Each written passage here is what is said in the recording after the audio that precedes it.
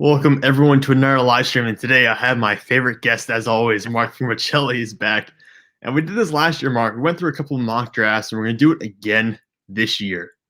Are you excited? Oh, absolutely. This is my favorite time of year. Is mock draft season. And now that the Super Bowl is over, congrats to Tampa Bay Buccaneers. But I'm just glad to shift the focus over to the draft now because I think there's going to be an exciting one coming up.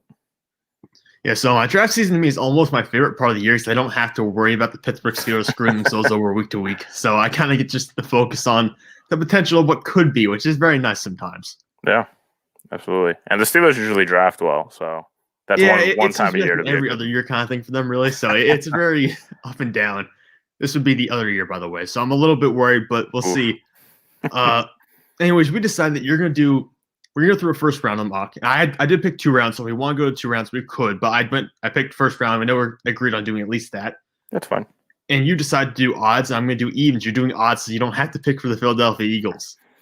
Yeah, I would just be too biased because I know what I would have them do is not what they're going to do, and I don't want to reflect that on the show here. So rather than be biased, we'll try to keep it as level playing field as possible. Yeah, so you're giving me the Eagles pick, which would be very interesting for me. I'm gonna enjoy making that one. No kidding.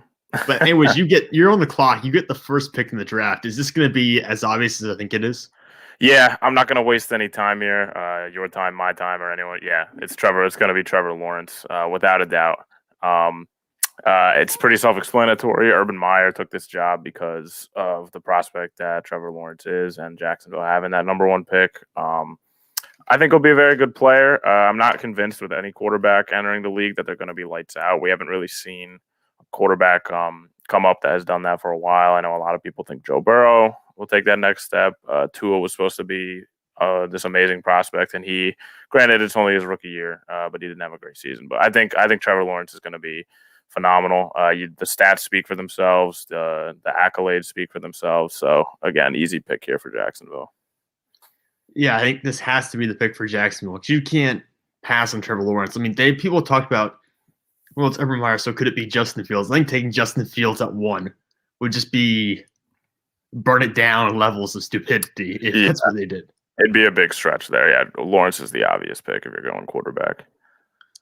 All right, which means I'm on the board, and I'm at number 2 with the New York Jets. So assuming that the Jets don't trade out of the spot.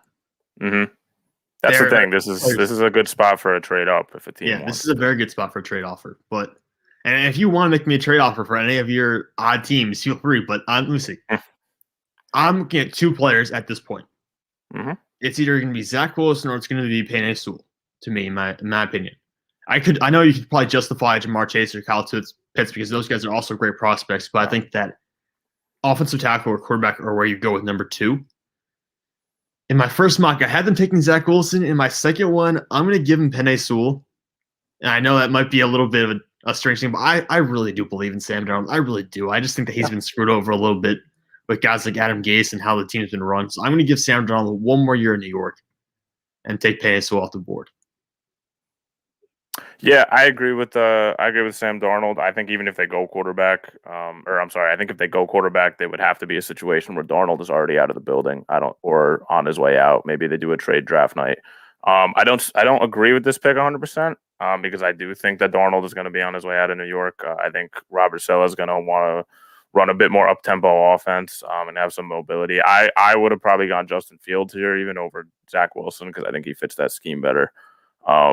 This kind of messes with me now. But yeah. So it was obviously the best tackle in the draft, in my opinion.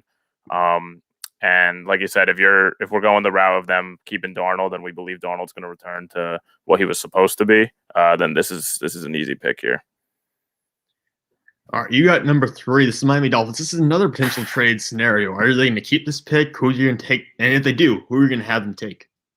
Yeah, these past 2 picks are great for trade up opportunities. I do think I'm going to keep it with Miami though, and I'm going to be a little bit controversial here. So they have Tua Tagovailoa, who played at Alabama and lit it up at Alabama, and they're in desperate need of a wide receiver. So I know the obvious wide receiver choice would be Jamar Chase here, but I think Miami would love to. Yes, I think Miami would love to pair Tua Tagovailoa with Devonta Smith. just won the Heisman, first receiver to do it in a while, if not ever, I think. And he's a lights out receiver. I have doubts with him because of his size. He doesn't really have the build to add more. He's 175 pounds. He doesn't really have the build to add more muscle to him. But that might not be an issue with the offense Miami runs. So a little bit, like I said, a little bit of controversy there, but that's the route I see them going. Yeah, and they already have a fairly decent receiver there in Devontae Parker, a very good tight end in Mike Gesicki. So they have some base options there, but you throw in Devontae Smith, that could help out quite a bit. I would still take Jamar Chase. I would still take Jamar Chase over Devontae Smith every time. But to me, it's those two, a drop off, Jalen Wild, and then a drop off, and everyone else is below Absolutely. those three. But all right, that means around with number 4, Atlanta. And I've had them take Justin Fields both times in my mock drafts. I just think that, look, I realize they have Matt Ryan. Matt Ryan's going to be there for a little while longer. Mm-hmm. But when are you going to win? It's not going to be this year. It's not going to be next year. It might be 3 years down the line. But Matt Ryan's going to be, 40 years old at that point or something like that? I just don't see Matt Ryan ever winning with Atlanta again. I just don't think the time is going to work. And Julio Jones won't be there next time they win games. It'll probably be Calvin Ridley's prime.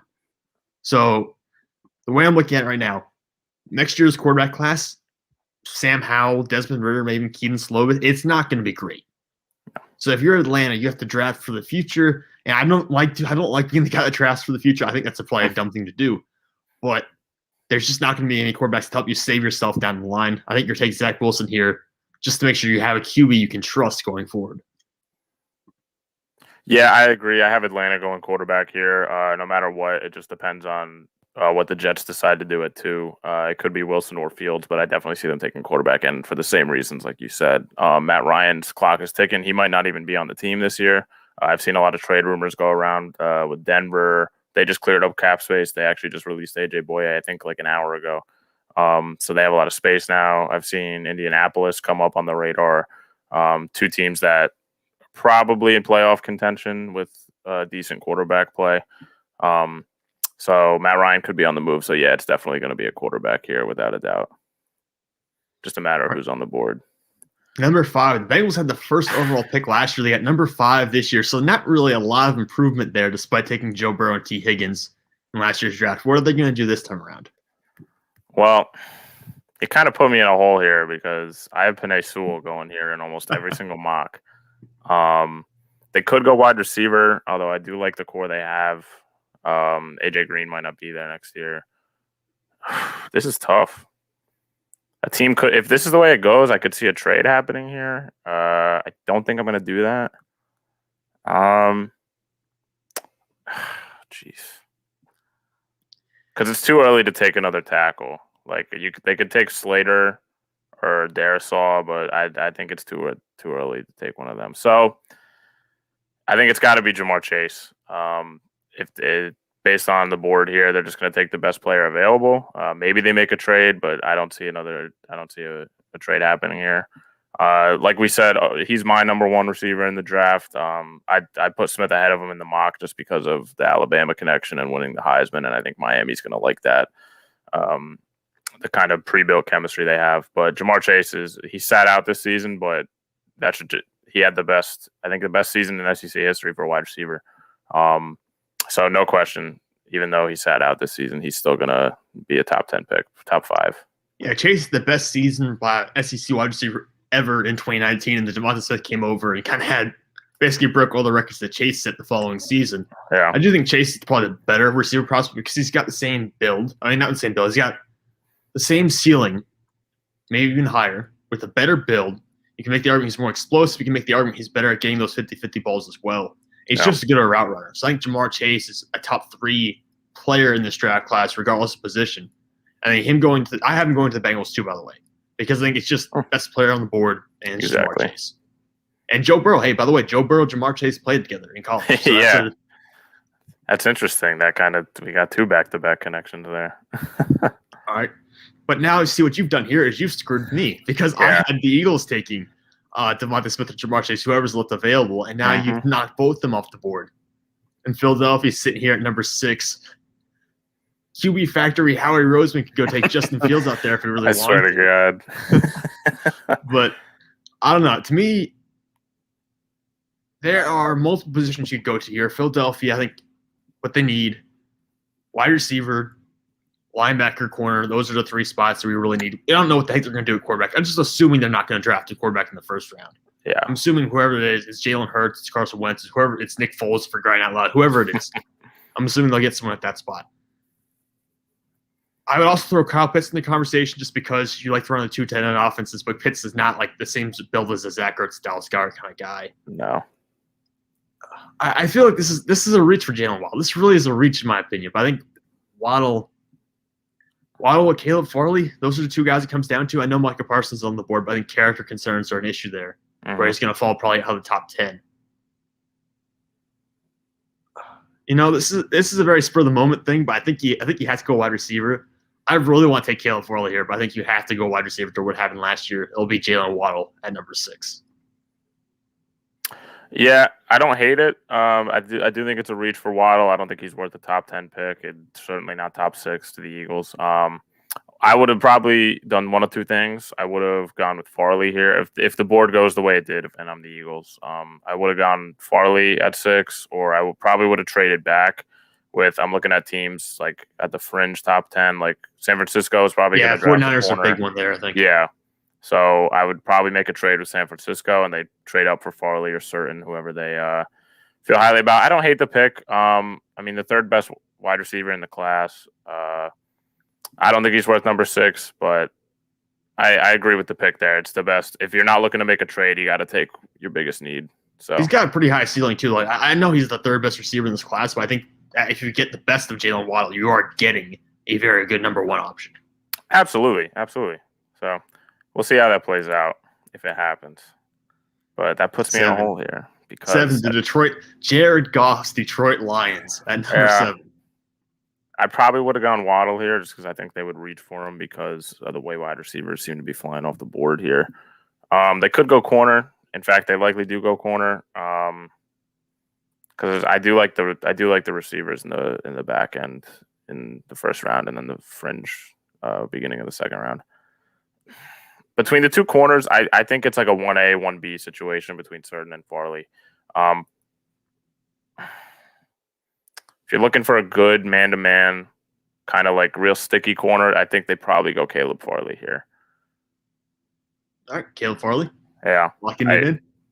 Yeah, I think it's a solid pickup at corner. I think, like I said, him and Certain are kind of like a 1A, 1B, where they can.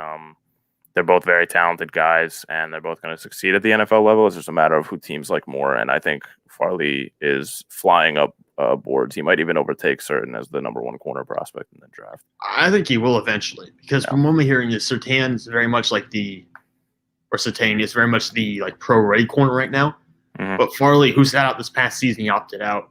Yes, is a little bit taller, has a little bit more like weight on him. And he's just his man coverage. He's so lengthy. He's great in man coverage. Yes. Both of them are going to be good enough to play zone. I just think that Surtain coming out, or Surtain, I keep messing the name up, but coming out of like a proven program like Alabama, it just feels like he's set up to have a shortcoming in the NFL, whereas like Caleb Farley, I feel like he's just ready to be a superstar. So I can see where we're coming from here. I do like the idea of taking Farley ahead of Surtain. But we're in a little bit of an awkward position here, Mark, because we have 2 quarterbacks left on the board here. And I don't know if you saw this, but I think Todd McShay for ESPN had quarterbacks going 1, 2, 3, and 4 in his latest mock draft, and we have 2 quarterbacks left, and we're at number 8 right now. Jeez. So I don't know. Here's the thing. I don't know where you put a guy like Justin Fields or a guy like Trey Lance. I think the best options for Carolina at this spot would ideally be Surtain or Kyle Pitts. Or maybe Michael Parsons. You know what, Mark? I'm going to go. I could see Fields too, though. That's the thing, because Bridgewater is obviously not the answer. Fields it's the kind of move they would make, right? I mean, they would. But you want to know what? I'm not going to do that. I think they're going to stick with Teddy Bridgewater. I think Fields' is a lateral move, really. Not getting much better there at the quarterback spot. So I'm going to go Rashawn Slater instead. Wow. I think Slater, this is a guy who can probably play all 5 spots along the line if he really had to. But Carolina's going to lose Russell Okung, who's the left tackle, and potentially Taylor Moton, who's the right tackle in free agency. So you desperately need at least one offensive tackle here in the draft. And Slater, to me, it could be the best tackle. I think really it comes down to him, Sewell, and Christian Darrisaw potentially being the best tackles in this class. But I like the versatility you get for Slater because there's almost no chance he fails. If he's a bad tackle, he's going to be an excellent guard. So there's no chance this guy screws up in the NFL. Yeah, that's my thing with Slater is because he's projected as a tackle, but he obviously can go and move inside if need be. I think it's a little early for him, but I do like him as a prospect, and I think, like you said, another best player available situation where if they don't want to make a trade out. So I agree with that. I think it's a solid move for Carolina. All right, number 9, Denver. Denver's an interesting team, Mark. Denver feels like it's always one piece away from making a playoff run here, becoming a playoff team.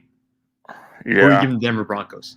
So, man, this is tough. Surtain is there, and Parsons is there, and I think it's going to be one of those two guys. But it is a passing league, so I think it's got to be Surtain at Alabama. I think they need to kind of rebuild that almost elite secondary they had back when they had guys like Champ Bailey out there for Denver. So we already talked about Surtain. He's definitely pro-ready. Coming from a great program like Alabama. So he's going to have a lot to live up to because of that, but I think he can get it done, and I think that's a solid pickup for Denver right there. Yeah, he could be the best corner in the draft. He could be a third best corner in the draft. It's very hard to tell with those guys right now. Yeah. I'm kind of stuck in the middle. But now it brings me to Dallas. Dallas is a team that I would just love to give Justin Fields just for the trolls, but we're looking at what Dallas actually needs. They need help on the defense, but you already took the top 2 corners off the board, so I feel like I'm not going to go there. Yeah. Kyle Pitts is probably the best prospect remaining. You got Pitts there. Parsons doesn't really fit. You already have pretty good linebackers in that spot. The person who I feel like I'm going to go with here is Christian Darrisaw because I know that Tyron Smith's getting up there in age. He's almost never fully healthy now. And your right tackle, Lyle Collins, I'm pretty sure just missed the entire season. Yeah. So you're looking at a situation where you need offensive line help. That offensive line really has crumbled a little bit in recent seasons.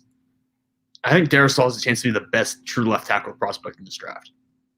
So passing on him for Dallas, I understand that they already have Tyron Smith still on the roster and Collins on the roster, but I feel like you cannot go wrong with Darrisaw. And if you pass on him, you could spend the next 5 years trying to find an offensive tackle that's just as good. Yeah, I agree with the pick to be tackle. I probably wouldn't go Darrisaw just because, like I said, he's a left tackle prospect. And I think out of the 2 tackles they have currently, I think Tyron Smith is the better one. But obviously, you mentioned the injury concerns. I probably would have gone Cosme here out of Texas just because he's a right tackle prospect and he could very easily step in and replace Lyle Collins. But I like the pick. I think it's going to be offensive tackle, like you mentioned. Man, does this put me in a spot for New York? There's a lot. The question is, how much do you believe in Daniel Jones? I'm not going quarterback. I can tell you that. I think the Giants still trust Daniel Jones for at least one more year.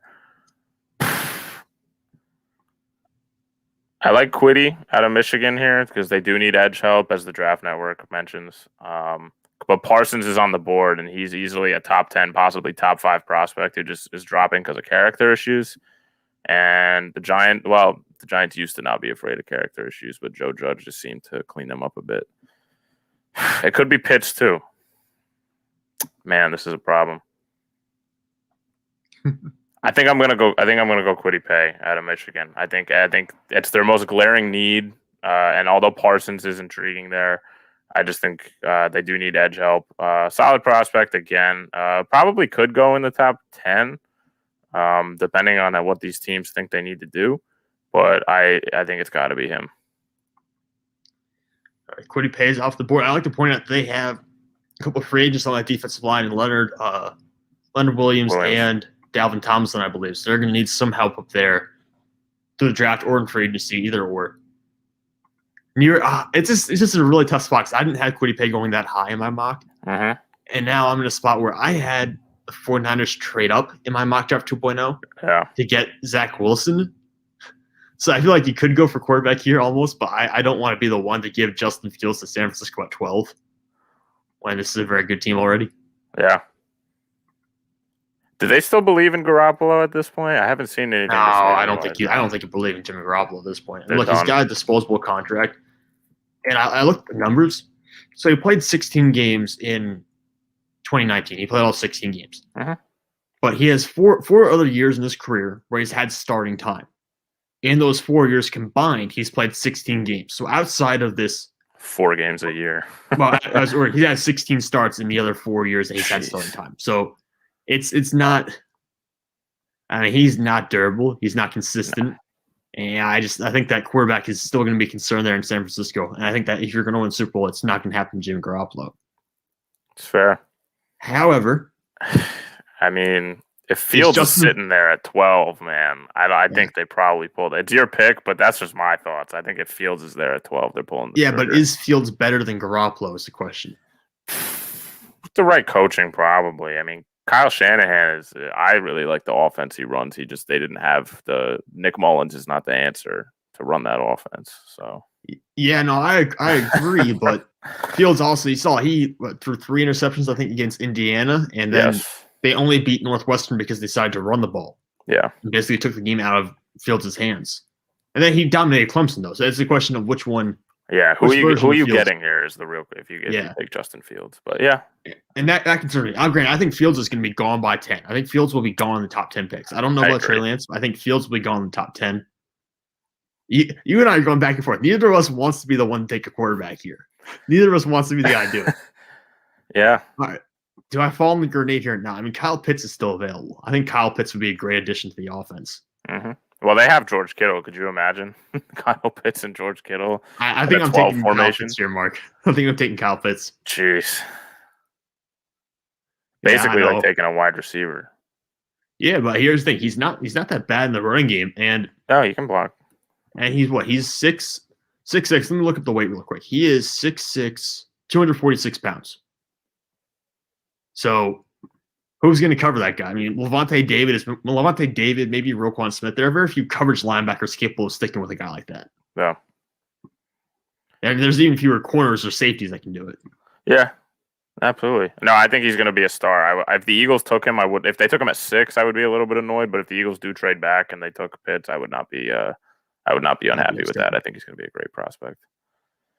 All right, the 49ers. The Chargers are now on the board. I don't really love anyone who's here. I mean, Parsons is there, so they could just go best player available. I think it's a little bit early for J.C. Horn, but again, these top 3 corners are kind of 1A, 1B, 1C. Vera Tucker, they do need interior offensive line help as well. They could go Tucker, but I think it's early. And I'm looking at picks 19, 20, and 21. And I'm thinking they see Justin Fields fall this far. And the Chargers are not really in play here to pick any of these guys. I'm thinking I'd go with a trade up with Washington. All right, Washington trade. Let me work this out real quick. So the Chargers are trading with Washington. So I assume that even if Alex Smith comes back, I mean, let's be honest, Alex Smith was the comeback player of the year this year, and he deserved it, but he was a below-average quarterback for most of the year. Yeah, and then they did just re-sign Heineke, but it was about $4 million per year. I mean, that's not a huge investment for a backup quarterback. No. So, and Fields probably wouldn't start for them in the rookie year, but I think he's a long-term project with good coaching, and I think Ron Rivera runs a tight ship. Yeah, I think that Rivera, and also you have Alex Smith there, who is kind of like the prototypical mentor quarterback. Like he's the guy who mentors. You think about how Colin Kaepernick replaced him, and then it was also he got replaced with Patrick Mahomes. Yeah. Yeah, so with Washington on the board here, I think it's going to be Justin Fields. I would do the Bears, but amidst those rumors that with the Wentz rumors, I don't think the Bears are going to have that pick, and they would already have their quarterback situation. So I don't think Indianapolis is going to take a rookie here. So I think Washington beats them to it and takes Justin Fields. Easy pick. All right, thank you for getting Justin Fields off the board, Marks. I didn't want to be the one to have to figure out where he went. But that leaves us with the Minnesota Vikings at 14. They're in a very interesting situation because I feel like they underperformed a lot this year. Mm-hmm. When the offense has Kirk Cousins, who's not great, but he's decent. Justin Jefferson, who is great. Dalvin Cook. The defense is still kind of rebuilding. I think defense is where you want to look. But they just drafted a ton of young defensive guys last year. Tough here. So, I usually have Slater falling here in my mocks, but we picked him top 10. This is why it's tough for Minnesota. Yeah, I mean, this is tricky. I feel like the offensive line should take precedence. I've done edge here in the past, but I don't want to take Jalen Phillips, who has concussion issues, or Gregory Rousseau, who's more of a developmental guy who just sat out this past year. I don't want to take either one of them at 14. So I'm thinking, I mean, they drafted 2 corners last year, so it's not going to be corner either. Nope. Offensive tackle or interior offensive line. I think Vera Tucker is probably got to go here. He's the most versatile of the interior offensive linemen that are still on the board. Yeah, he played left tackle at USC, guard prospect for the NFL. I think that just makes too much sense to get a guy who can potentially play both spots.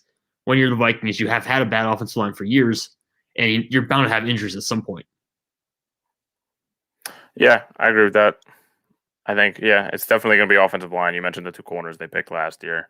So, and Tucker's a good prospect at USC. And like you mentioned, the offense was almost right there. It felt like they do need defensive help, but again, they have to go with their most glaring need here. So, yeah, I agree. And to be fair, like Vera Tucker, I've had him going like in the late 20s to early 30s usually. So this is a very big jump for me, but I think it fits with how crazy our draft has been so far. Yeah, this is definitely the most interesting one we've done, and it's the first one of the year. We'll get it ironed out later, I'm sure. Oh yeah. But New England here is tricky as well. I don't think they take Trey Lance. As interesting as a prospect that would be to get into Bill Belichick's hands, I think they probably get a quarterback in the later rounds, 2 or 3. Tight end, I do have Pitts falling here sometimes to the Patriots to kind of be their next Gronk. Wide receiver, he could also go. I think it's too early for Bateman.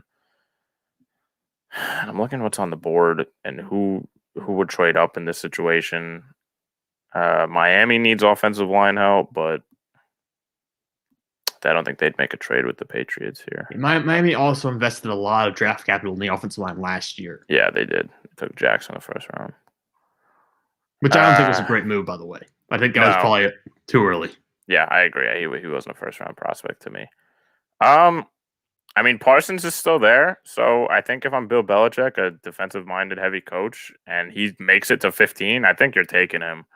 Yeah, so I think if anyone can fix the character issues in a person, it's Bill Belichick and the Patriots. Listen, you're not going to have chances to have character issues with Bill Belichick. It's either going to do your job or you're going to be gone. So I think Parsons is going to go into a very rigid environment, and we won't hear any character issues from him in New England. Oh, yeah. I think with him on the board there, I think it's an easy pick for New England. Yeah, because this guy is probably a top 10 player in the draft. Just that, like I said, he's going to fall. We just don't know how far he's going to fall. I agree. All right, Arizona. This is usually where I have J.C. Horn going, right around the middle of the first round. Yeah. Because they're losing Drake Kirkpatrick and Patrick Peterson in Arizona. Their defense is already probably their biggest weakness. Yeah. My concern is that J.C. Horn's more of a zone cover corner than a man cover guy. Mm-hmm. So I just think I'd rather have a man coverage corner than a zone guy. I feel like you can teach man guys zone, you can't teach zone guys man necessarily. So there are concerns here. I don't know. I just don't see like a better person on the board who I'd rather have. Unless we're talking about like Zaven Collins, I really like Zaven Collins, but I just don't think that is a great fit there yet. So I'm going to stick with what I've done so far in the past until something else hits me in the head and makes me realize that's probably a better move. But I'm going to take J.C. Horn for now. Yeah, Horn's a solid pick. Like we've mentioned these corners a bunch of times. I do think it's a little bit early for Horn. I usually go running back here. Usually Najee Harris, because they do need a solidified run game. They tried to do the running back by committee thing, and it just didn't really work out. I don't think Kenyon Drake is a solid NFL starter, not an every down guy. But yeah, Horn's a safe play.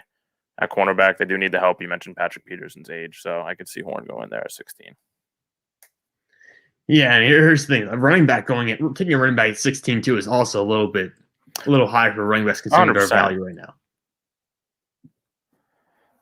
Man, Las Vegas here at 17. I'm looking. I don't love what I see. I think. Yeah. What do you want me to scroll through? What should I be looking for? I look at, I agree with Draft Network. They need edge help. They haven't really been able to duplicate Khalil Mack's production off the edge.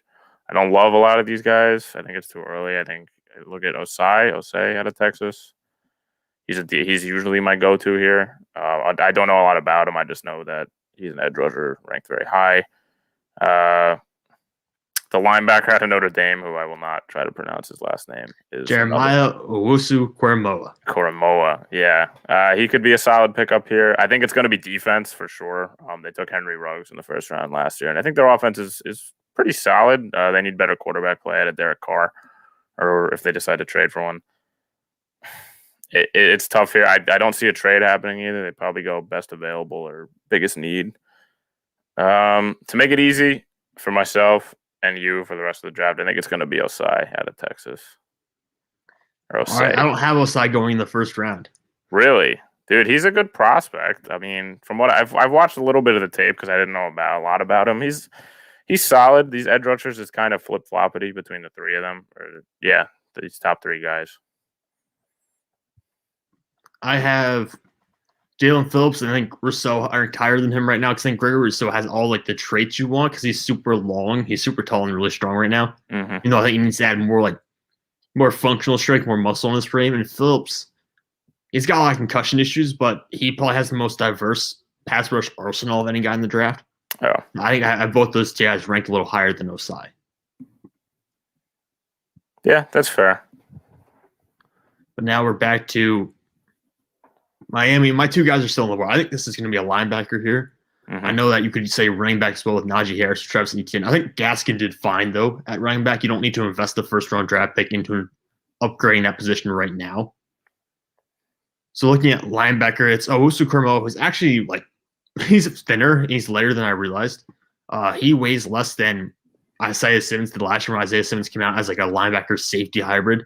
So Owusu-Koramoah is only 215 pounds, so he's fairly light. And there are running backs that weigh more than that. Yeah.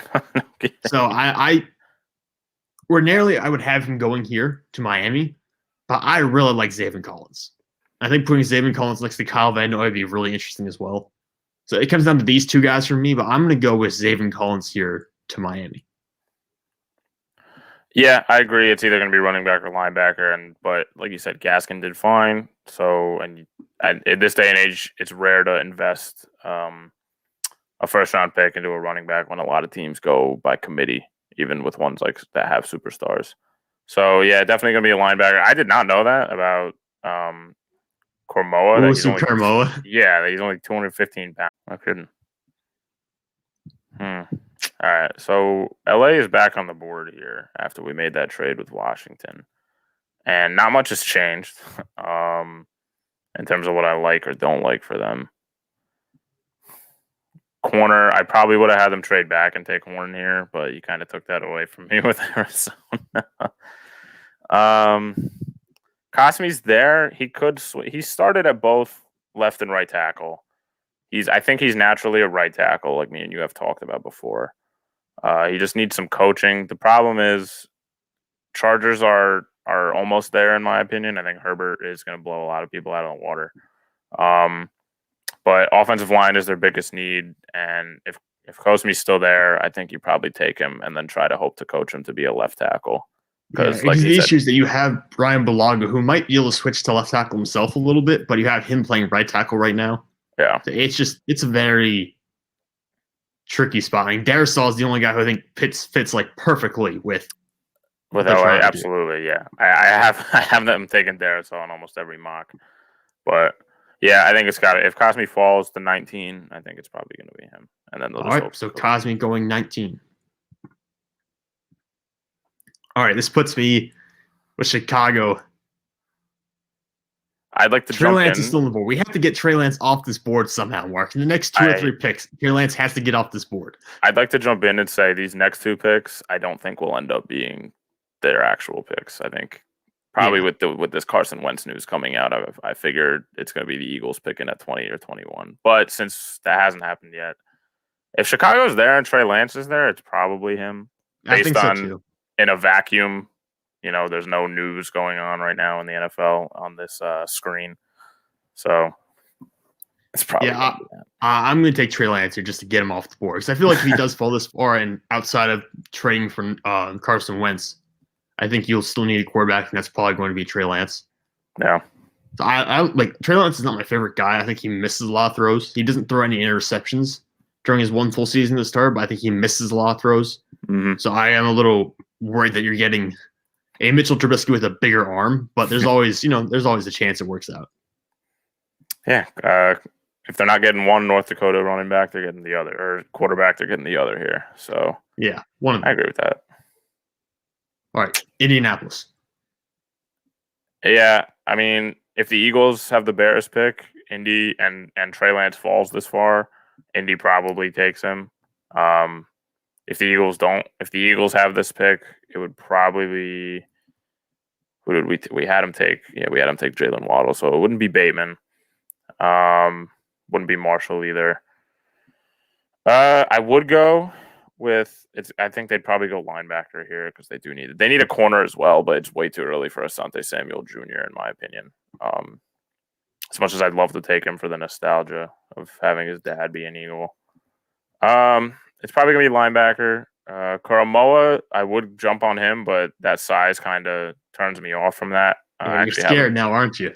Yeah, but I look at Nick Bolton, and it might be early for him here, but I think he's much more of a stereotypical what you would want in a linebacker. A little bit short at 6 feet, but 232 pounds is a good size.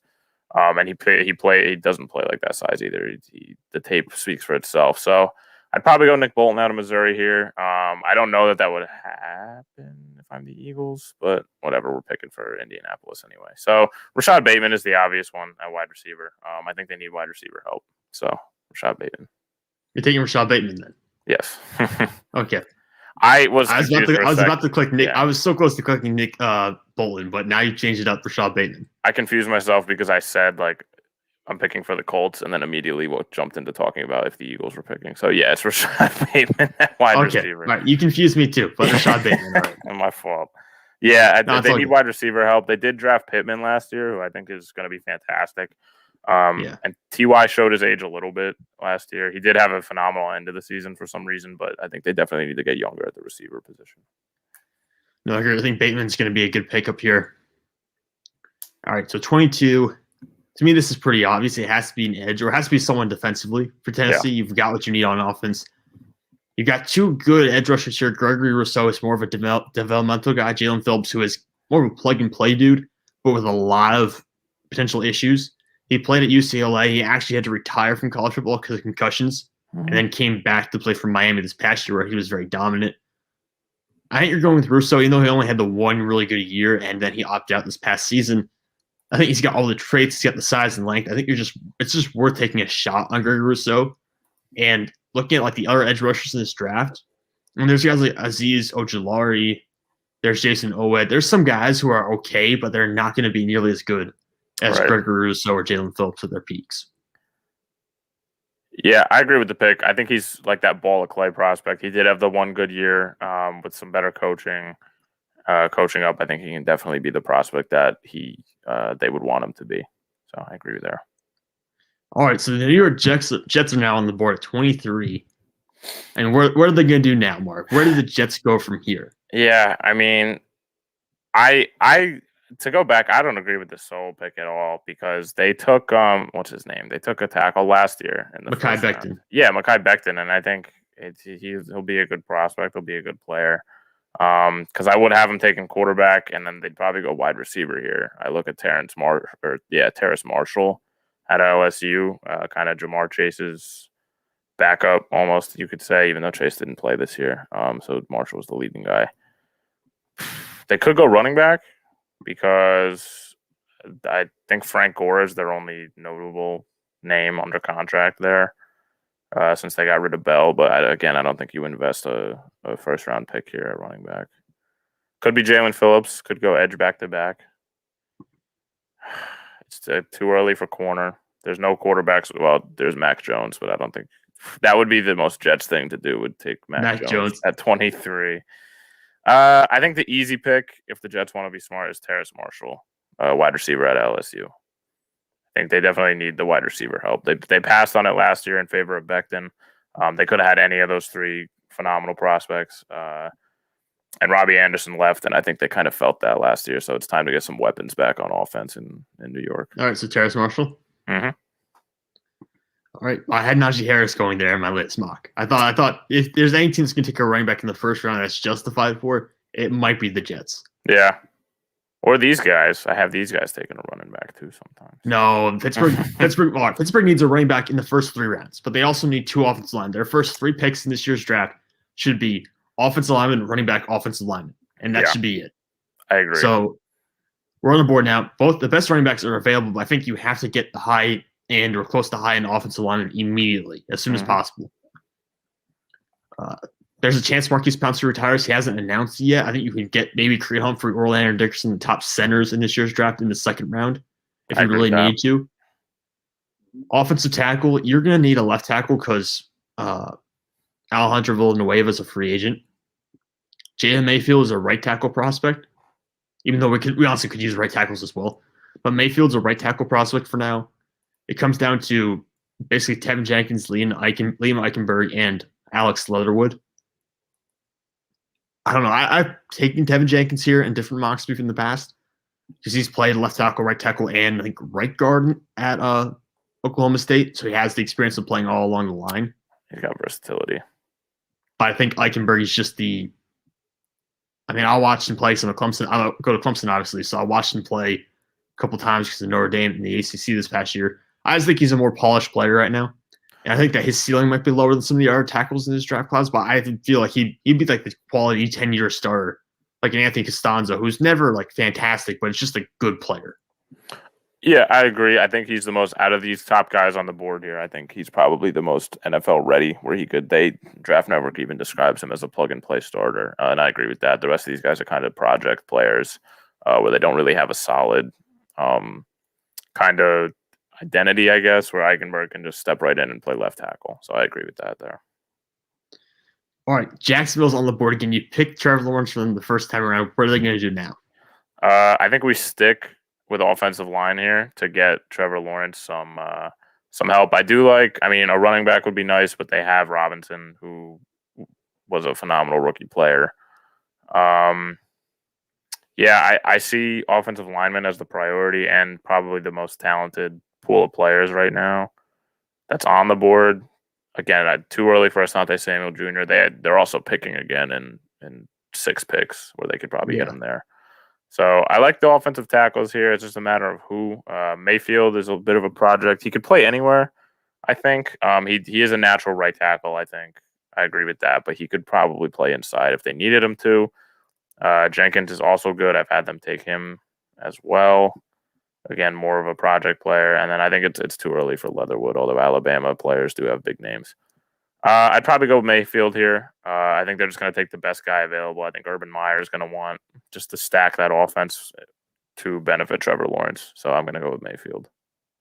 Yeah, and it's worth noting they have missed on a couple of SEC tackles in the past with Juwan Taylor from Florida and Cam Robinson from Alabama. Yeah. So they need replacements for both those guys. I think Mayfield would be a pretty quality pickup at 25. Yeah. All right, 26 Cleveland. This is where I usually have Zaven Collins going, but Zaven Collins is long gone now at this point in this draft. So looking at now, I had Eric Stokes going here in my mock 1. I don't think just Stokes is really a first-round corner anymore after watching and reading a little bit more about him. So I don't think he's a first-round guy. Looking at who's available, Jalen Phillips is out there. Although I think he's probably a better outside linebacker than a pure defensive end prospect. Nick Bolton's still there. Nick Bolton, good downhill linebacker. I am going to go Jeremiah Owusu-Koramoah here. I think he's just the most versatile guy available. And I know that the size might be a little worrisome, but he can play almost like a third safety at times. He can move over to the slot. He's very good at covering running backs out of the backfield. The biggest issue for him is going to be getting off of climbing offensive linemen at the second level. He won't be able to block shit ending guys, but he's a ball hawk. He finds a way to get to the ball. Let me put it that way. He makes big plays. And when you're watching him out there on the field, he doesn't look like he's that small. Yeah, I agree. He's kind of like that Swiss Army knife, kind of like a Jabril Peppers type of player that they used to have, and they traded away in that Odell Beckham trade. Like you said, he's kind of almost like a third safety where you throw him in the box on passing downs to cover the running back, or he could even be a blitz guy. I just think he's a high-energy player. Like you said, he definitely doesn't play like he's 215 pounds. So I think that's a good pick up there, just kind of like a do-it-all Swiss Army knife on defense for Cleveland. All right, my arch nemesis, the Baltimore Ravens.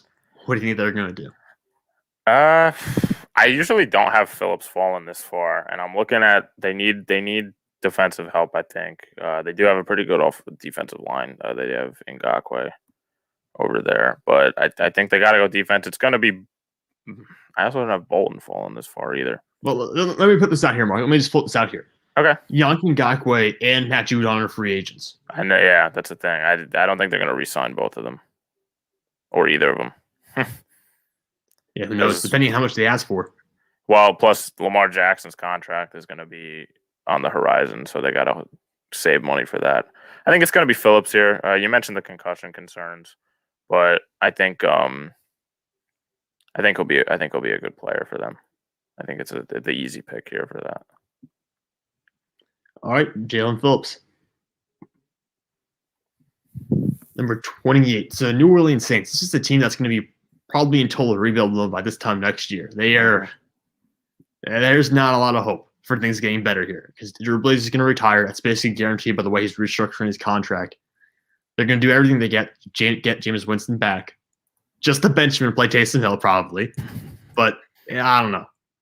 I just don't see a way. They're close to $100 million over the cap. They're going to be, I think, $85 million over the cap, even with what Drew Brees has done recently. So it's going to be very difficult for them to do anything. But Nick Bolton's still on the board. They're losing Alex Anzalone, who was a starting linebacker from this year. They plugged Bolton in that spot. He's a downhill linebacker, very good against the run, all right in zone, not really going to give you much man coverage.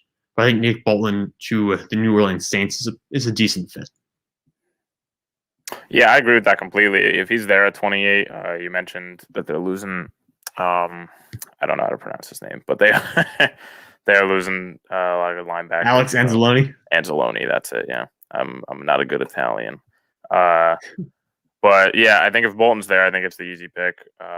They could go wide out if they wanted to, but I just think it's a plug in the best player there, best player available. So Bolton's the solid pick up there.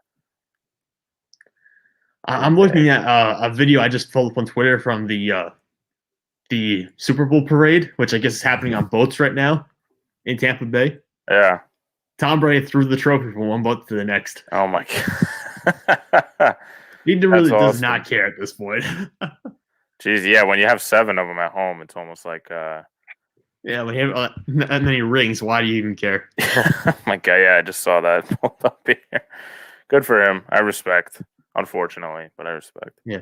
I have a begrudging respect for Tom Brady. Yeah, that's the perfect way to put it. All right, Green Bay. All right. Green Bay here. They're drafting Mac Jones, I'm assuming, right? Oh, yeah. You have that Aaron Rodgers. Yeah, he needs to have motivation for another MVP season. I look at their needs, and I think corner would be good. Again, I don't think Asante Samuel Jr. is worth it here.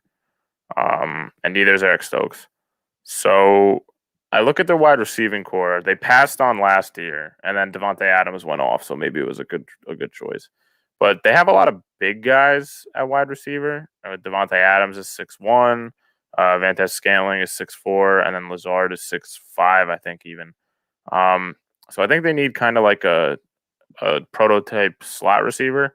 So I look at Tony here out of Florida, I think that's how you pronounce it, Kadarius. Mm-hmm. 5'11", so he's not super short, but he's definitely a slot receiver. He can play on the outside if need be, but he's going to help, create mismatches against linebackers and safety. I think he's a good prospect for them, so I'm probably going to go with Tony. I think that'd be a smart move for them. I just don't see Green Bay actually take a wide receiver. Yeah. It's just not what they do. They're so unpredictable come draft day, so I have no idea what they're actually going to do, but it probably won't be wide receiver just because that makes too much sense. Yeah, we've seen how they operate in the past. Yeah. So we're up to Buffalo. When Elijah Vera Tucker has fallen this far, I've given him here because it's just too good to take someone like that this late in the draft. That's really good on the interior offensive line to give the running game a little bit of a boost. So I think that if Vera Tucker was available, I would have put him here, but obviously he's been gone for a while now. They need corners. But, Asante Samuel Jr., I agree. I've had Asante Samuel Jr. The highest I've had him going is 29th to Green Bay. But I really don't think he's a first-round kind of guy. There's a chance he's only a slot corner. So Yeah. I have trouble getting him there. Linebacker, there's really not another first-round linebacker here on the board. They are going to need a right tackle, though. I know that. I think the right tackle is a free agent. I'm pretty sure. I can look at it real quick. But I know they're going to need some help on the offensive line. And that's going to be a need anyways. I think they have some issues there. Yeah, Daryl Williams, their right tackle, is a free agent. All right, so this is where I'm going to put Tevin Jenkins. I'm going to get Tevin Jenkins off the board here, unless I see something else I like. Because Jenkins, like I said, has the versatility to move around a little bit, play a few different positions. And, again, they're going to need a right tackle anyways. So this is going to help them save a little money and hopefully upgrade that offensive line. Yeah, I agree. If they're not taking a corner, they're definitely taking offensive lineman. And Tevin Jenkins is the best available, in my opinion. So I agree with the pick there. All right, so we're on to the Kansas City Chiefs, the reigning AFC champs. What are we going to do?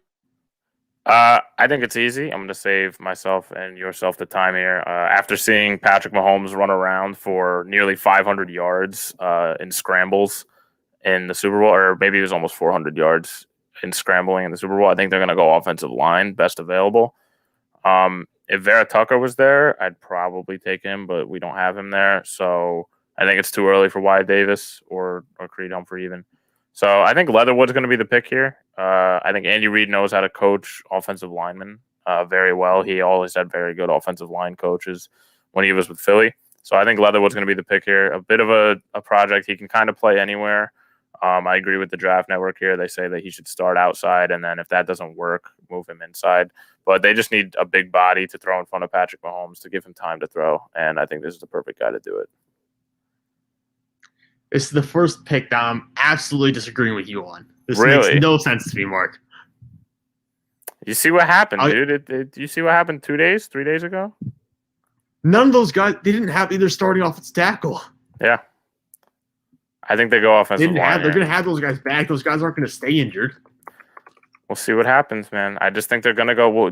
Where else? I'm looking at the board here. I don't think they go. Maybe Barmore is the other Alabama flip on the other side. You could go with him, but I think after seeing they're going to, because Leatherwood's not going to start right away. So it's good to just kind of have a backup if those injuries happen. That was the only thing that stopped them from winning a Super Bowl. Granted, Tampa's defense was lights out for. Well, Tampa's defense is probably the reason why. Yeah. Even if the tackles were healthy, I think Tampa's defense would probably raise hell a little bit. Yeah. Yeah, they do have Mitchell Schwartz, who was an All-Pro last year, right tackle, and Eric Fisher was a Pro Bowler this year at left tackle. So I don't know, Mark. I don't know.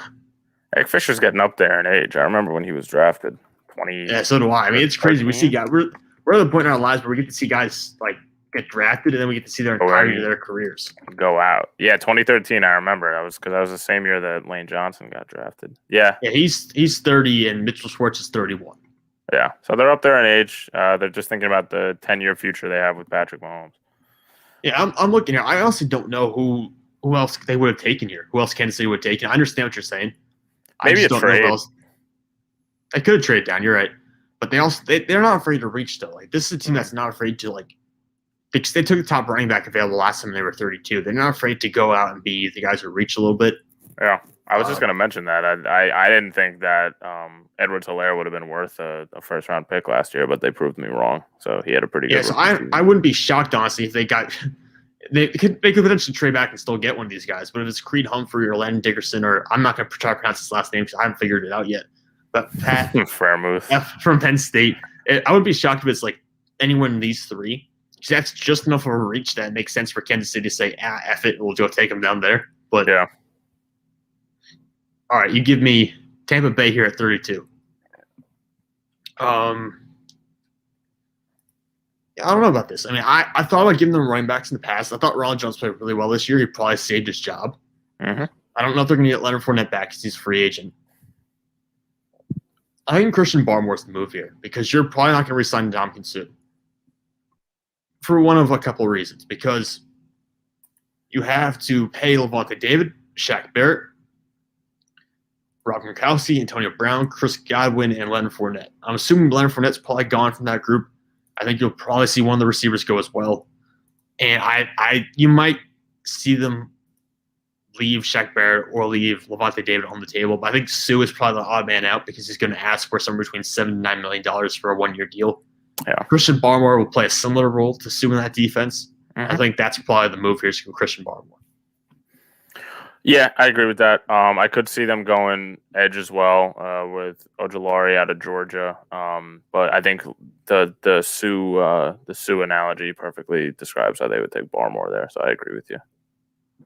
Do you want to do a second round? If you got time, I could do it. Yeah, I got time. I have all the time in the world. I'm looking for a job right now. I'm waiting on application responses. So, hey, yeah, if you're here for it, I'm here for it. Why not? Let's do it. All right, round 2, odd pick. So it's on you. Jacksonville Jaguars, first pick in the second round. Do you want to switch it up? You go odd this round. I'll go even this round. Sure, why not? Perfect. All right, so I'm on the board then. I got Jacksonville. This is a pick that I thought would have fit in the first round, but just a little bit of a reach because the safety position. There are a ton of great safeties in the NFL right now. I'm working on a draft for the top 100 players entering the 2021 NFL season. There are about 13 or 14 safeties in the top 100. There are a lot of great safeties in the league right now. But that position does not have a lot of value, so I think being able to sit, and I'm going to mispronounce this guy's last name because I heard it the other day. I thought I was going to memorize it, and I didn't. But Trevon Moehrig, I think it's not, or Moehrig is how you say it, I believe. Moehrig. Is it? I would assume Moehrig, and I hate you for doing this because this is already ruining my second round. Already ruining your intentions. So that's good. Yes, I'm taking him here. I think this guy is the best safety in the draft by far. I think he could be a first round caliber player, but because safety is not very valued, he's not going to go in the first round. By 33 overall, perfect spot for him. Yeah, I mean, I agree with the pick. It's just not what I would have done. I would have taken him a little bit later just to please my mocks. But yeah, I agree. He's the best safety. And like you said, it's a little bit undervalued position. He probably would be a first rounder if teams were in dire need of a safety, but no team. I would say no team, their top 3 needs are safety right now, but you're getting a hell of a player at 33 there. All right, New York Jets, 34. We don't have them taking a QB yet, which I'm shocked. The running backs are still on the board. Running backs are still there. I look at Asante Samuel Jr., even Eric Stokes as a corner.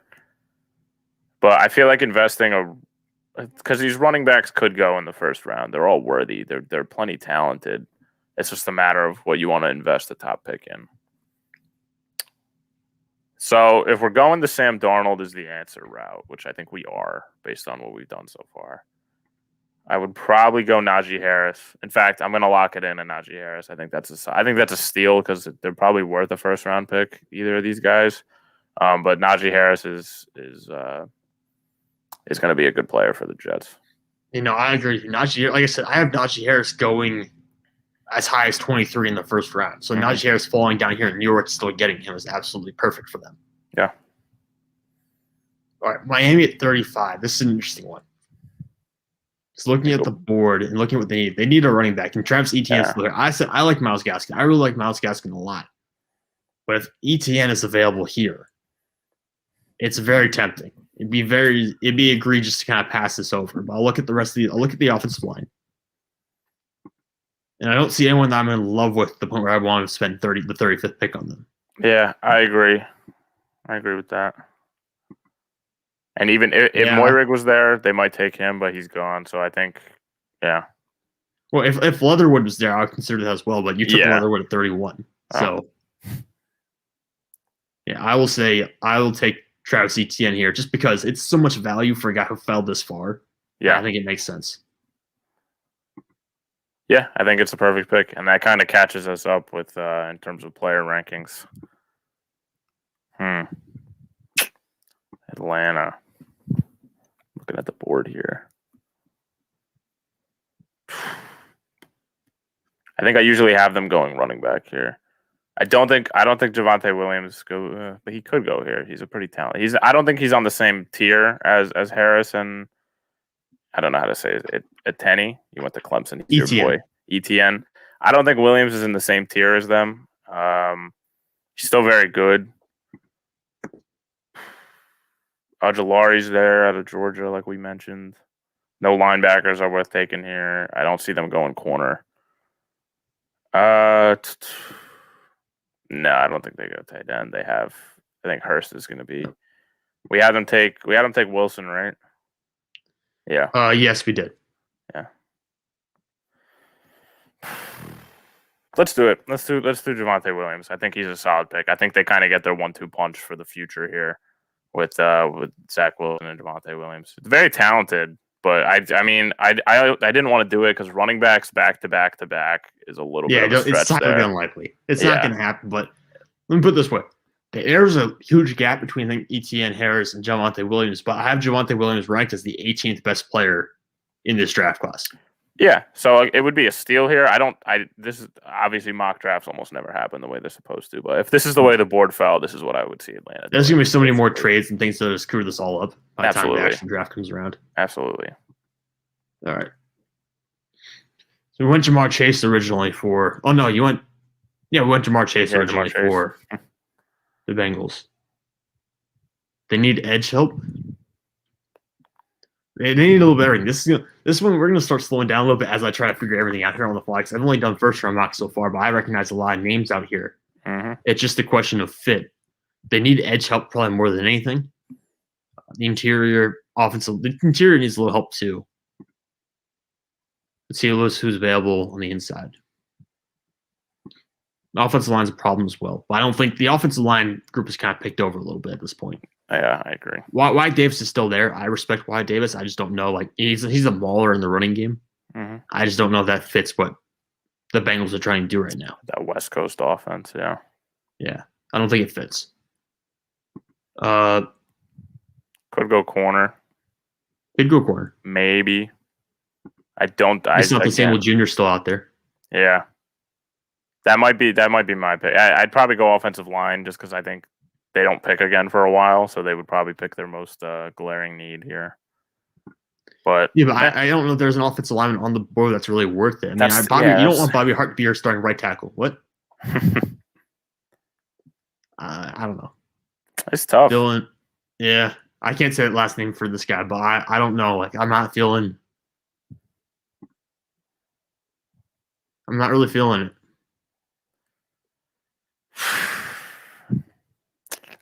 I don't know. This is a tough. This back-to-back rounds where the Bengals are kind of just like, man, what do we do here? Because it hasn't fallen the way we want.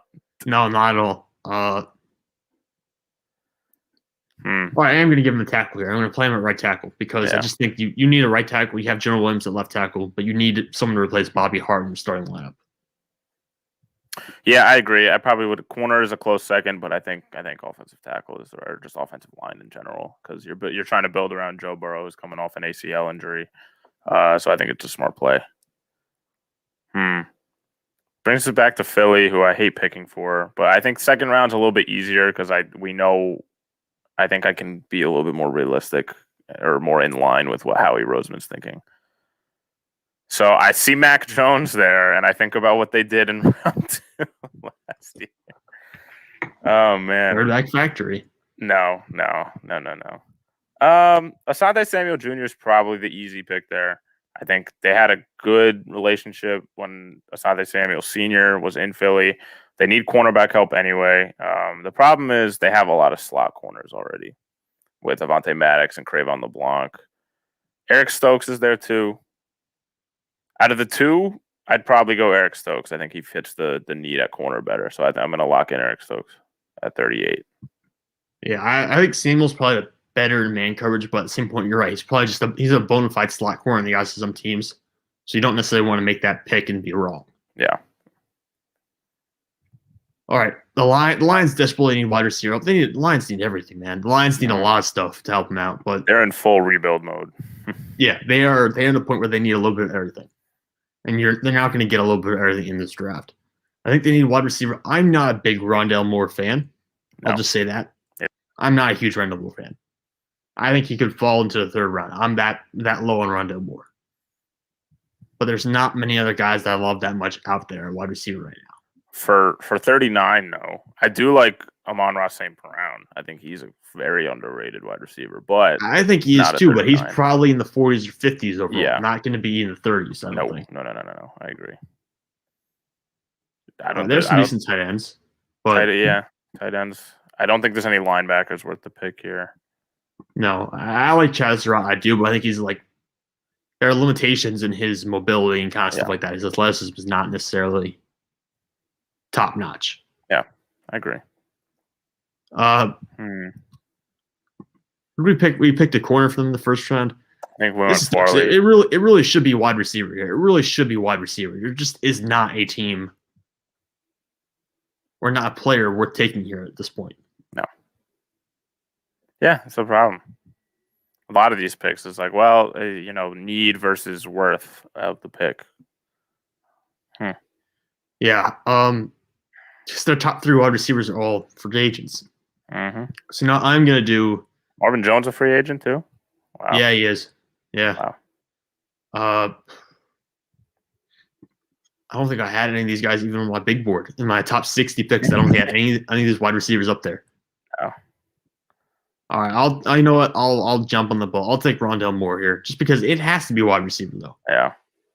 Like I'm not a big like I said, I'm not a Rondell Moore guy, but it has to be a wide receiver. It doesn't make sense not to take one here. Yeah, I mean, if they don't love these guys and they think they could get them a little bit later on, they could trade back as well. But I think there's going to be a lot of reaching in this draft. Yeah. Back to Carolina. Mac Jones is there. We talked about quarterback, although I don't think they're going to take Mac Jones. I don't think that doesn't really mesh well with Matt Rule's offense. Asante Samuel Jr. would be a good pick here. They do need cornerback help as well. And we had him taken. Who did we have him taken the first round? Slater? I think Slater was the first one. Yeah. So I think it's got to be Asante Samuel Jr. They need defensive help. We had him pass on Parsons and Fields and Certain or Surtain in the first round. We took an offensive lineman, so I think they do need defensive help more than anything. So probably going to be Asante Samuel here. All right, which puts us on to Denver. Edge, linebacker, quarterback's an interesting one. I don't think they're going to move on from Drew Lock yet. I think they give Drew Lock one more year. Yeah, I agree. I think same Daniel Jones situation. Yeah, again, I don't think Drew Lock's going to be the long-term answer. I just think that you have to give him one more year, considering what you invested in him a little bit. No. It says edge rusher, but I don't really think it means outside linebacker because you have Von Miller and you have Bradley Chubb. Maybe. They might have Von Miller. I've seen some trade rumors go around with Von Miller. Yeah. Well, because he was involved in some kind of incident, I believe, right? Yeah. So maybe some concern there. But I'm looking at Denver's roster. I don't want to take too long on this, but looking at their roster right now, they've got relatively young guards. They got relatively decent tackles. So I don't think it's an offensive lineman here. They got tight end who they took recently. Mm-hmm. I will give him an edge rusher. I will give him an edge guy. Mm-hmm. And we're talking about an outside linebacker. Azeez Ojulari is probably my top rated outside linebacker on the board. Wow. Him or Jason Oweh. Let me look. I have him ranked here. I have Jason Oweh one spot ahead of Azeez Ojulari. So I'm going to give them him. I love Jason Oweh. What was that? I love Jason Oweh. I think he's super underrated. I think he could really tear the league up. I think he's a bit of a developmental guy a little bit, but he'll have time in the situation because of Bradley Chubb and Von Miller. Of course. Yeah, I agree with that pick. I'm glad you went with Oweh over Ojulari. I agree. Dallas. So if Dak is not on the team, I think Jerry Jones would salivate over an Alabama quarterback. But I think they're going to franchise tag Dak, so I don't think that that's in play here. Yeah, they'd be dumb to let that go. Yeah. They need edge help too. They need corners, but I see Aaron Robinson. I don't think that he's really worth that pick. Edge rusher could be another one back to back here. Man, it's really tough in the second rounds. Second and third round is where I start to struggle when I do my simulations. Yeah, tight end would be yeah. I was just gonna say tight end. I think they need to replace Jason Witten with a legitimate replacement. So yeah, I'm gonna go with Freiermuth there out of Penn State. I think that's a good pick. Hey, I think you said name right. Actually, you actually got the name right. That's the pronunciation I've heard before. I just don't know how to do it with my mouth. I just don't know how to make that sound. Freiermuth kind of sounds German, something European in there. But yeah, I think they're gonna replace Jason Witten with this guy. Yeah, they do have a guy who I think tore his ACL. I want to say before the season or very early in the year, but I think this would be an upgrade here. Yeah, absolutely. All right, the Giants. We gave him Kwity Paye, I believe, in the first round. So that's their edge. That's their edge rusher. Now we got to look at what else they need. They don't have very many free agents from what I can tell, so they're kind of safe from that end. Cameron Fleming was their right tackle, but they drafted Matt Pert last year as probably to be an eventual replacement. There's a little hint there. The receivers, they can use a receiver upgrade, but again, the receivers that I really like are gone in this draft already. I agree. Linebacker, Blake Martinez did a really good job this past year at linebacker for them. And their secondary was much better. So I like the defense. I like what they have defensively. The problem is, where do you go on offense right now? Yeah.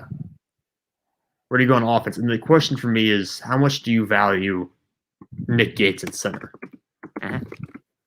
I think, if I remember correctly, he was a late. Let me look it up real quick. I think he was a late selection a couple of years ago. If not, no, he's an undrafted free agent. This is his first year as a full-time starter, 25 years old. I'm going to go Landon Dickerson here. And Giants fans might absolutely hate that. Is he a center? Yeah, Landon Dickerson's a center. You're taking him over. Humphrey, I think, is the better prospect at center. No, I think that Dickerson's the better one. Humphrey's also left-handed, so it's a little bit. Yeah, that's true. Yeah, that's a bit of a risk there. I have Dickerson rated a little bit higher than Humphrey, but yeah, I mean, neither of them would be a bad pick. So no, they're both good players. All right, back to San Fran. We haven't taken. Who do we haven't taken last time? We hadn't taken Kyle Pitts. Kyle Pitts, yeah. That offense is all the weapons. Do they go? Do they go quarterback here? I know you hate Mac Jones so much. I do, with a passion. They do need interior offensive line as well. Wyatt Davis is there. Creed Humphrey is there. And they could both kind of swing to any of the inside positions. I will say this: Wyatt Davis, I think, would be a fantastic pick for the 49ers. Because yeah, that's what I'm thinking. I'm thinking if he falls this far, they're probably going to just snatch him. Yeah, go with Wyatt Davis. That zone blocking scheme, I think, would be awesome to have a mauler like Wyatt Davis in. Yeah. Kyle should definitely fits Shanahan's offense. Lock that in. I was thinking Mac Jones legitimately, but no, I think he'd rather just roll with Garoppolo maybe if they don't trade for Deshaun Watson, which is another video. Yeah, that's entirely another situation. Let's not get into that too early. Chargers need offensive line help still. Mike Pouncey, their center, is a free agent, so you could see a situation where this is Creed Humphrey. But just looking at their team right now, offensive line is the biggest need. Receivers, they're pretty good in receivers, actually. I think they've invested some late round picks in receivers last year, if I remember right. Yeah, linebacker's still a bit of an issue. Even Keenan Allen and Mike Williams, I really like that top pairing. Yeah, and I think the secondary is okay right for now. They could use another corner, but I don't know if it's immediately an issue. Linebackers, where I think they could use another guy. Guys like Nick Vigil, Denzel Perryman getting snaps there who aren't really that great. But the linebacker group, I mean, it's more replacements to the same guys, the same kind of guys who are not going to have that huge of an impact. Right. So I'm going to go center here. I'm going to go with Creed Humphrey. Yeah, I think that's the safe pick, and I think going O-line back-to-back is only going to help Justin Herbert and kind of get them to that next step, because I think they could be a playoff team this year. They have the talent to be. Yeah, as long as they make the right moves, absolutely. All right, Jacksonville. I'd normally go Freiermuth here, but he's gone. Ojulari would be good, or Robinson would be good. Really, either one of them. It's got to be defense. I'm gonna go Aaron Robinson corner out of UCF. I think they need to. He's not going to replace Jalen Ramsey. I don't want to give that notion off, but they do need cornerback help ever since Ramsey left. So, and Sidney Jones is not the answer in Jacksonville. I could tell you that from experience. Do you have any idea what I'm about to do right now? I could see this very well happening. 100%. I could see it happening too, which is why I'm going to make it happen. Mm-hmm. Yeah, without a doubt. That's a solid pick. Mac I could Jones. see he's kind of just like that game manager type style that the Patriots quarterbacks have always been. Hans is in the chat, by the way. Running back in the set. Who does Hans? Oh, he's a Dolphins fan. Yeah. Yeah. Hans, what do you mean? We didn't give it to you in the first. That's a good thing. You should be happy about that, Hans. I very often go running back in the first to Miami, so be happy there. I don't know who else he would want. It's interesting. Like, that's true. There's really not as many great players once you get past the first 32 guys, first 30 guys. Yeah, it's not as the pool is not as talented as last year's draft. I'll no, last year's draft you had guys who were great in the third round. I don't think you're gonna have that this year. All right, so we didn't have Arizona take a running back, which sometimes I do. I don't think these guys. Michael Carter's good. He's not worth 48. No. I see Ojulari's still there, and he probably has some fringe first round value if a team really wanted to reach. So I think they're going to go with him. They do need defensive help still. All right, is Ojulari on a team that's? I think I saw him Reddick. I'm pretty sure it's a free agent this year. Mm-hmm. I'm not entirely sure, but you do have Chandler Jones coming back next year. The Las Vegas Raiders. Oh boy, this is an interesting team. Yeah. I don't love the Raiders for many reasons. They Joseph. Oh, you took Joseph Ossai in the first round, which puts him in an even deeper hole for me. He probably could fall to them here if we're being honest. But I see them. Off my board, I think he definitely could. Looking at the needs here, or just looking at our roster in general, they have needs across the board. I think wide receiver is an issue here. There's not a wide receiver in this draft I like at this point, so I'm not even going to look at that. Offensive lines are getting a little bit old in some spots. You still need edge help, but you got Joseph Ossai. I think that helps a little bit. Linebacker is an issue. I think you need a linebacker here, but there just aren't that many great ones left. I mean, Moses is okay. I have Chaz Surratt ranked higher than Moses. Yeah, no, Surratt would be a steal. I think his story is so funny to me that he used to play quarterback and now he's one of the top linebacker prospects in this draft. I would love it if the Eagles picked him, but yeah, I think Surratt's got a bit of a step above Browning or Moses. They could go Surratt, I'm going to go Surratt here. I think he is a little more athletically limited than the other guys, but I still think he's a good player. I really like watching him play. Yeah, I agree. Solid pickup for them. Back to Miami. Geez, Miami and New York with the Jets could have a clean up. Huge, yeah. All right, let's go back to the big board here. We didn't have them go offensive line yet, which I think they will do in their first 4 picks here. Inside or outside is the question. Trey Smith is a decent out of Tennessee. I really think they would just take the best offensive lineman available here to try to protect. Yeah, I think it would probably be. Is this the top of the board, right? Because there's no. I'm trying to think offensive. Yeah, this is top of the board. Yeah, I think it's going to be Trey Smith. Try to protect Ryan Fitzpatrick, protect their franchise. Yeah, I don't know. I don't know much about Trey Smith. I'll be honest. I have not looked at Trey Smith yet on all the guys I've talked about. I spent most of the time on the tackles in this class. Mm-hmm. Yeah, the tackle is the more intriguing with most drafts, but with this one especially, the tackle position. Yeah, tackles in the centers this year are pretty good too. All right, Washington football team. Oh boy, a lot of good defensive linemen are left here, but that's probably the one thing Washington doesn't need. Definitely does not need defensive linemen. They spent so many first-round picks on defensive linemen; they don't need it this year. Safety-wise, they got Landon Collins and Cameron Curl was a rookie this year. They're pretty good in safeties. Safeties are a pretty loaded spot in this draft right now, anyways. Corners. I do like Greg Newsome. I think that injuries are a bit of an issue with him. Mm-hmm. But he's up there. Elijah Molden is more of a slot corner, but a good slot corner. I think Newsome probably has the higher ceiling, though. So I'm going to go Greg Newsome here, unless I change my mind in the next couple of seconds. No, I think Greg Newsome here is a decent fit. I agree. You A little bit mentioned of a the stretch, injury but concerns. Yeah, a bit of a stretch, and you mentioned the injury concerns, but I think he definitely has the higher ceiling. So I agree. all right, Chicago. Chicago. They took Lance. Yeah, they took Lance in the first round, based on.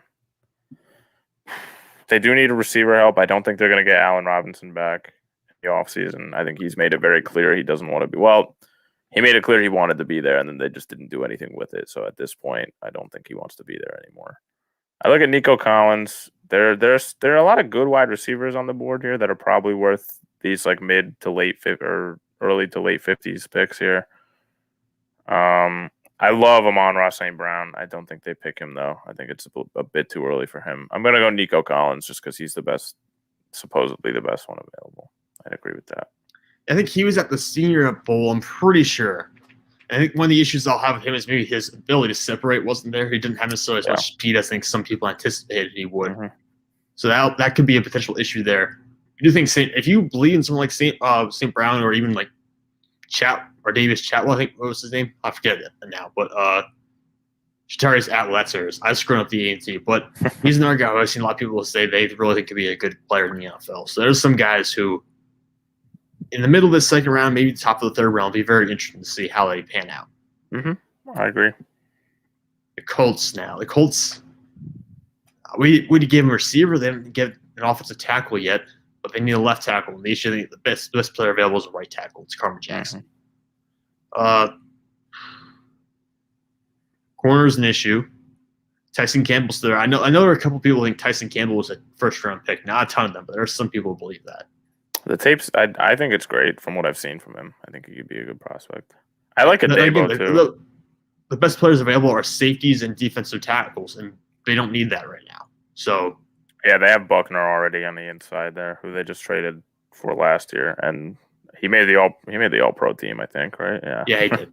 So they're pretty set on the defensive line. Well, Carlos Basham there too. I don't mind him at the spot, but I think it's going to be. I'm going to go corner here. I am going to go corner, even if it's rich again. I'm going to go Tyson Campbell here.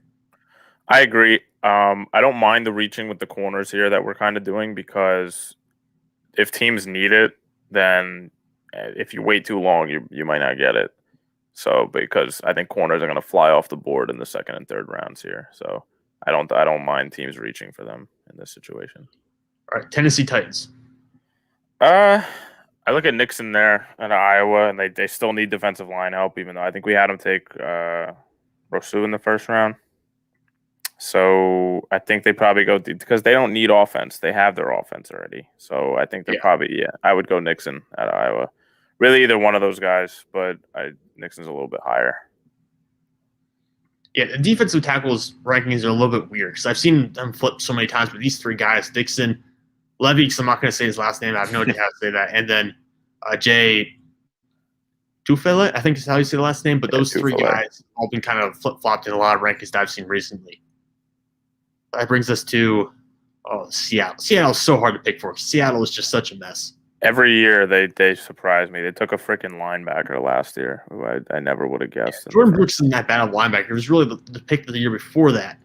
The picks the 2 years before that. It was LJ Collier from TCU and then Rashad Penny from San Diego State, I think.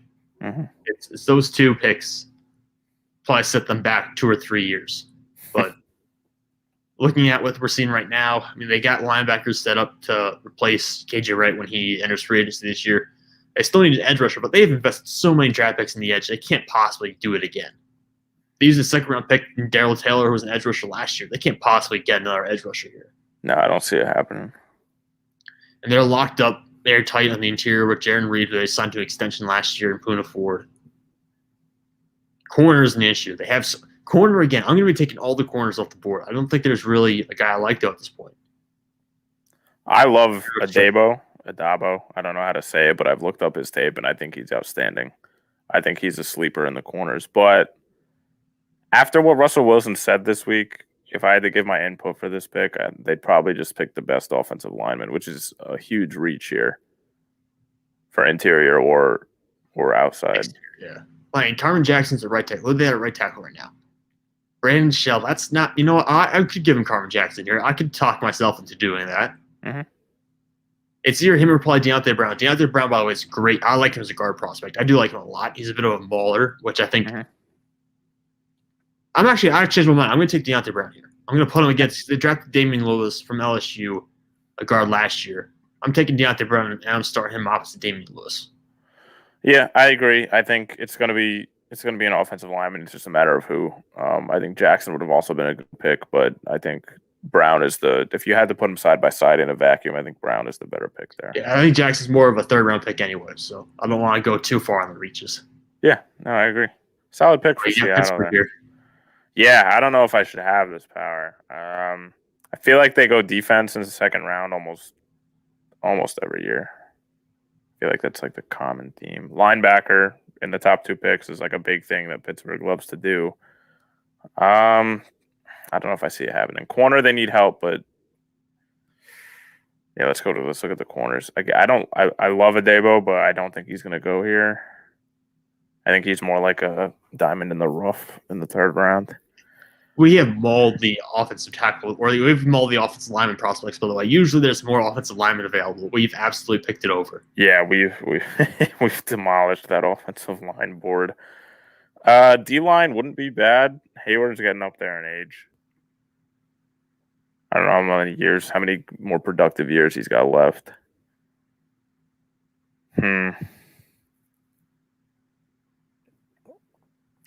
Yeah, let's go with Levy. I'm not going to say the last name, but yeah, from Washington. I don't think it's a pick. Levy Onwuzurike. That's how you say it. Okay, I figured it out. Yeah. I remember that name now. Yeah, actually, looking at it, it's not that bad. You just kind of sound it out. Yeah, I don't think it's a pick. I saw a lot of letters that usually don't go together. I was like, oh, no, that got to be bad. But it really wasn't. I don't think that's a pick the Steelers want to make or Steelers fans probably want them to make, but it's just the best player on the board. No, I probably would have gone either Michael Carter or Carmen Jackson there. Too early for Carter, I think. I think it's too early for both of them, but yeah, I don't know if you ever get the chance again. A lot of reach in here. Yeah, it is. It really is. But that's what you gotta do when you're figuring stuff out. To some degree. The Rams for me.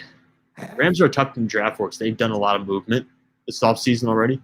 You have no future first round picks, basically. You have no future after Matt Stafford. So if you make it that far. Linebacker's probably a big issue for them, I think, in their current system. They could use a slot corner, I guess you could say.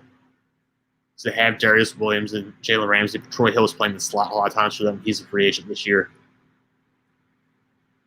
Offensive line's an issue, but we're not going to even bother with that because I think we picked over the offensive line group so thoroughly that's not going to work out. No chance. Linebacker, I said linebacker already is a potential problem, but I don't really like any linebackers available. So if we're going at the entire board, I'm going to take Elijah Molden. Yeah, I think that's a slot-specific corner who will fill exactly what Troy Hill was and has potential maybe to move outside a little bit later on if you need to. Yeah, he's got a little bit of versatility, I think, from what I've seen. But he's definitely, you plug into the slot as the priority. And the Rams are a team that are pretty close. I mean, to make the divisional round is impressive. And then lose, I mean, they lost to Green Bay on the road. But I think the Rams are a piece away, and I think they just need to solidify some more depth, and they could be right back in the Super Bowl, especially with Matt Stafford now. All right. Cleveland Browns. Cleveland, we went linebacker first. They still need, these corners. I don't think an edge rusher is worth it here. I think there's some pretty solid edge rushers in the middle rounds, 3, 4, and 5, that a lot of teams can snag. I like Richie Grant a lot, but they don't really need safety help. He is the best player available. Truffaut is also a good at interior defensive line.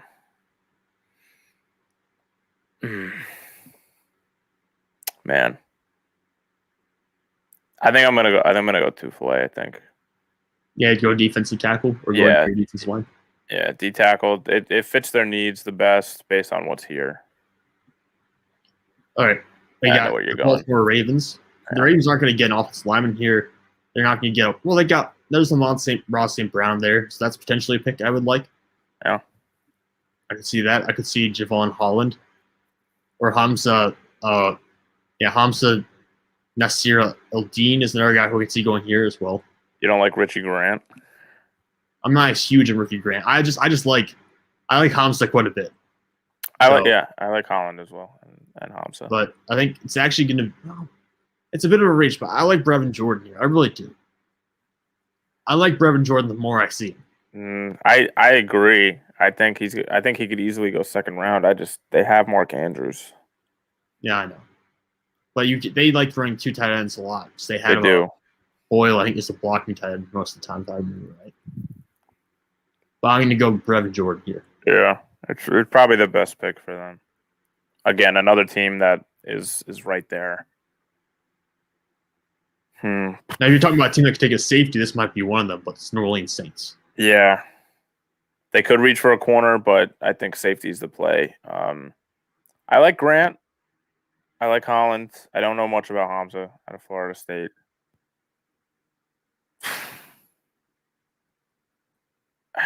I don't know. I've seen the tape more recently on Holland, and I think I was more impressed. I do like Grant, though. So I'm going to go with Holland. I think it's the better pick for New Orleans. Yeah, corner should be the move, but... All right. Green Bay, we're coming down the stretch. Only 4 more picks. Like Green Bay. They do need a corner really bad.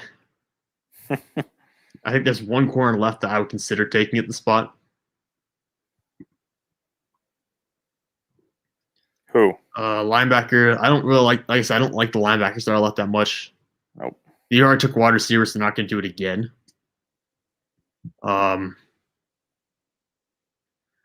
Yeah, they have their edge rushers. That's the 2 linebackers they already had. They took Rashawn Gary not that long ago. So I'm going to go. Who was I going to go with? I just thought about it. Yeah, I'm going to take. Corner, right? Yeah, Ifitu. I have no idea how to say the last name. Meli Funwu. I don't know if I said it right or not, but I'm going to take corner here. Like, he's the last guy who I consider taking as a corner in the second round. Yeah, I agree. Man, corners have conflict. I probably would have There's no way that many corners go in the first 2 rounds, by the way. No. Man. I don't love the linebackers here, but I don't think the Bills are that far off from being in the Super Bowl. So it's just a matter of who between Moses and Browning. I think I like Browning a little bit more than Dylan Moses. I'd probably go with Baron Browning here to Buffalo. They should go corner, but with the way they're flying off the board, I don't see it happening. Yeah, I don't think that would be too much of a reach as it is. Chiefs. Yeah, and go off it. No, that's right. This is the Alex Leatherwood pick you had earlier. God. I'll take Amon-Ra St. Brown here for you. Yeah. I think that's a really good pickup. Yeah, I think he's really good. It's just a plug right into that offense. And before we close out here, I would like to say the best players I think are still on the board from what I've seen. Michael Carter, but then again, running backs aren't that valuable. Michael Carter, the running back from Memphis, Kenneth Gainwell is still out there, who I like a lot. I think we already picked Carmen Jackson, but Carlos Bashir's out there at edge rusher, I like a lot. Mm-hmm. And Hamza Nasir Al-Din is another guy I like. But yeah, and actually, I don't know if any of those. Sorry, go ahead.